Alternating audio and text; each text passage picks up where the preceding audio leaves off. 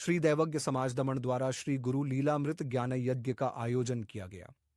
भीड़ भजन महादेव मंदिर में कथा का शुभारंभ किया गया। कथा 16 से 22 जनवरी तक दोपहर 2:30 से 5 बजे तक चलेगी। कथा का रसपान के वक्ता राकेश भाई जोशी द्वारा किया जा रहा है।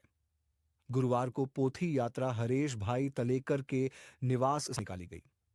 22 जनवरी को दोपहर 12 बजे महाप्रसाद का आयोजन किया जाएगा।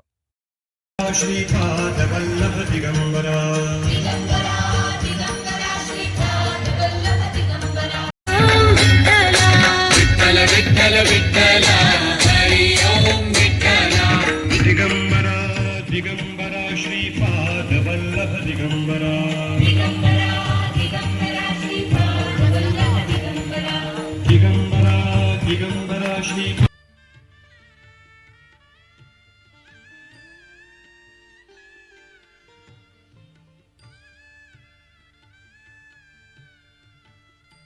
ભગવાનનું નામ સ્મરણ કરી ગ્રંથ ઉઘાડો। જે ગ્રંથ અધ્યાય ખુલી જાય અનામિકા આંગળી દોહરા ઉપર મૂકો, જે દોહરો આવે એનું અનુષ્ઠાન કરી લો।